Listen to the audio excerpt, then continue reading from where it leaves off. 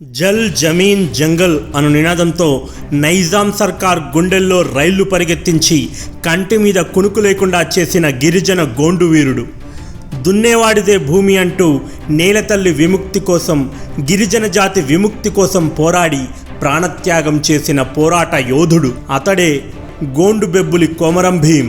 కొమరం భీం గిరిజన పోరాటానికి దారితీసిన పరిస్థితులు, కొమరం నైజాం సర్కార్పై మోగించిన జంగ్ సైరన్ పోరాటగాథను, నైజాం సైనికులు కొమరం భీం వెంట్రుక కూడా పీకలేక చేతులెత్తేసిన సమయంలో సొంత కొలిమికి చెందిన ఓ గుంటెనక్క పొడిచిన వెన్నుపోటు వైనం గురించి ఈ వీడియోలో చూద్దాం. హాయ్ ఫ్రెండ్స్, నా పేరు ప్రశాంత్. రియల్ మిస్టరీస్ ఛానల్కి స్వాగతం, సుస్వాగతం. గోండు బెబ్బులి కొమరం భీం 1901 సంవత్సరం అక్టోబర్ 22వ తేదీన గిరిజన ప్రాంతమైనటువంటి ఆదిలాబాద్ జిల్లా ఆసిఫాబాద్ తాలూకాలోని సంకెనపల్లిలో జన్మించాడు. మన రాష్ట్రంలో ఆదిలాబాద్ జిల్లాను పురాతన కాలంలో భీముడు హిడింబలకు జన్మించిన ఘటోత్కచుడు పరిపాలించినట్టుగా ప్రచారంలో ఉంది. ఇప్పటికీ గోండు జాతి సోదరీ సోదరులు తమను తాము ఘటోత్కచుడి వంశీకులుగా చెప్పుకుంటారు. ఆ ప్రాంతాన్ని ఒకప్పుడు గోండులు పరిపాలించినట్టు చారిత్రక ఆధారాలు కూడా ఉన్నాయి. పూర్వం 16వ శతాబ్దంలో తండ్రి మరణంతో అతి పిన్న వయసులో గద్దెనెక్కిన బీజాపూర్ సుల్తాన్ ఇబ్రహీం ఆదిల్ షా పేరు మీద ఆదిలాబాద్ జిల్లాకు ఆ పేరు వచ్చింది. మొదట్లో ఆదిల్షాబాద్గా పిలువబడే ఆ ప్రాంతం కాలగమనంలో ఆదిలాబాద్గా మారింది. గలగలపారే నదులను జిల్లా సరిహద్దులుగా చేసుకొని కుంటాల, స్వర్ణ, సాత్నాల, పొచ్చర, గాయత్రి జలపాతాలతో దట్టమైన అడవులను కలిగి ఉండి భూమిలో వెలిసిన స్వర్గంలా ఉంటుంది ఆదిలాబాద్. ఆదిలాబాద్ అడవుల్లో గోండు, కొలాం, పరధాన్, కోయ, అందాల్, చెంచు, బిల్లులు వంటి గిరిజన తెగలవారు నివసిస్తారు. వ్యవసాయం వారి ప్రధాన వృత్తి. అప్పటి వరకు ఈ భూమంతా మాదే అనే భావనలో మన గిరిజన అన్నదమ్ములు ఉండేవారు. 1918 వరకు అడవి మీద హక్కు గిరిజనులకే అని ఉండేది. కానీ యాడ నుండి వచ్చారో కానీ రావులు, బ్రాహ్మణులు, తురకలు ఇంకా ఇతర అగ్రకులాలకు చెందినవారు గిరిజనులు నివసించే కొండల్లోకి వచ్చారు.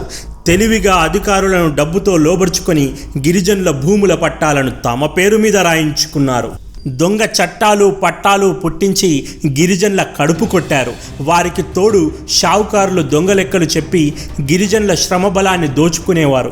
కొమరం భీం చిన్ననాటి నుండి వీటన్నింటినీ గమనిస్తూ వస్తున్నాడు.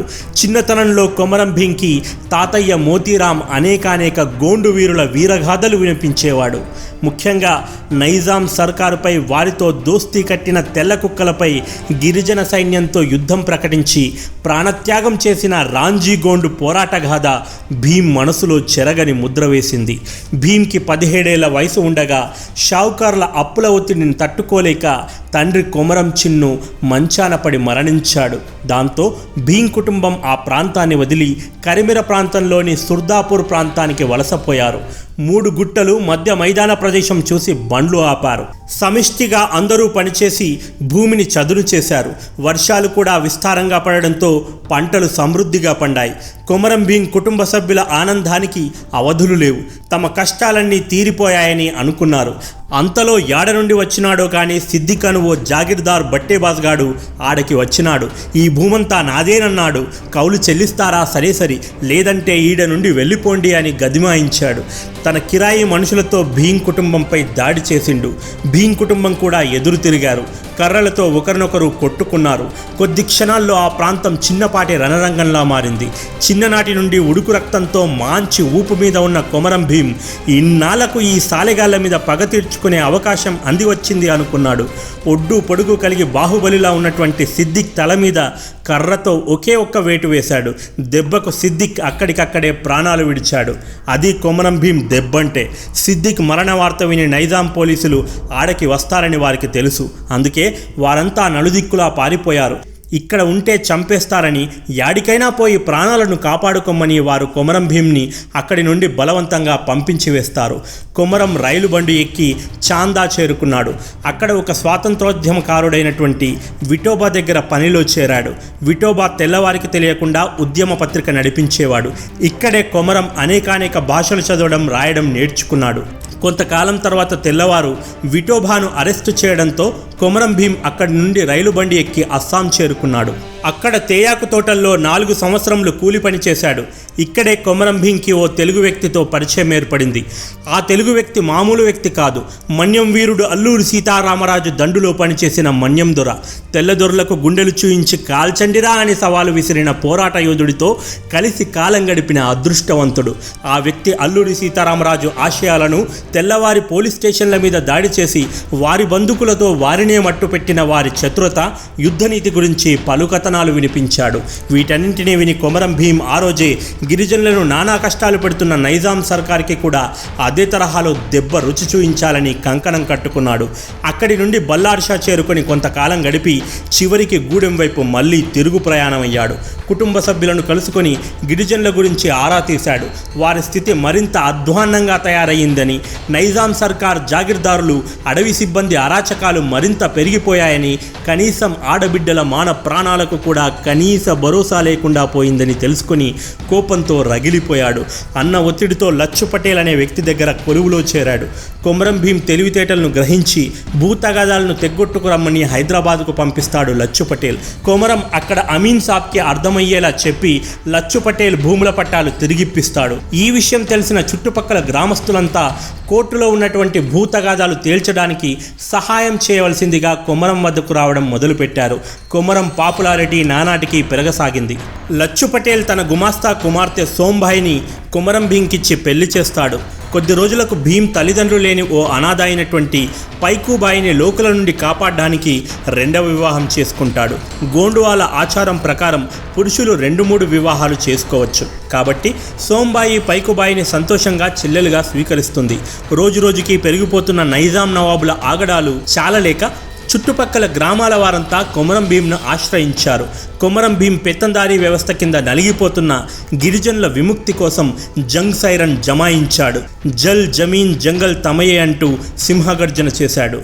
జోడ్ఘాట్ కేంద్రంగా మరో చుట్టుపక్కల 11 గ్రామాలను కలుపుకొని గోండు రాజ్యాన్ని ఏర్పరిచాడు. లడాయి తప్పక చేయాలి, ఆకలితో చచ్చే కన్నా కొదమసింహాల్లా పోరాడి చేద్దాం అంటూ గిరిజన గ్రామాలు కొమరం భీం నాయకత్వంలో పోరుబాట పట్టాయి.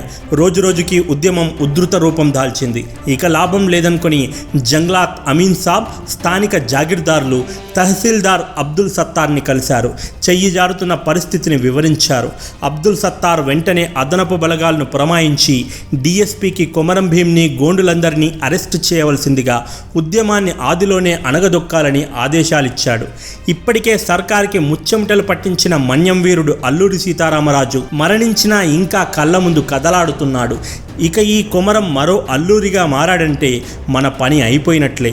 ఈ దట్టమైన అడవుల్లో కొండ, కోన, వాగు, వంక, రాయి, రప్ప, చెట్టు, చేమ, దుక్కి, చేను అణువణువు కొమరం భీంకి బాగా తెలుసు. కొమరం గెరిల్లా దాడులను మన వాళ్ళు తట్టుకోలేరు. కావున ఎలాగైనా కొమరం భీంను మట్టు పెట్టాలని వారు పథకం రచించారు. కానీ కొమరం మాత్రం తన చివరి ప్రయత్నంగా హైదరాబాద్ వచ్చి నిజాం ప్రభువును కలిసే ప్రయత్నం చేశాడు. కానీ నడుమ ఉన్న చెంచాగాళ్ళు కొమరంను నిజాంతో కలవనీయలేదు. ఇక లాభం లేదనుకొని కొమరం భీం తిరిగి వచ్చి ఇక పోరాటమే అని ఆయుధం పైకెత్తాడు. మిగతా గిరిజనులు కూడా కొమరంతో చెయ్యి కలిపారు. ఇది గోండు రాజ్యం, ఇక్కడికి ఎవడొచ్చినా మళ్ళీ ప్రాణాలతో వెళ్ళలేడు.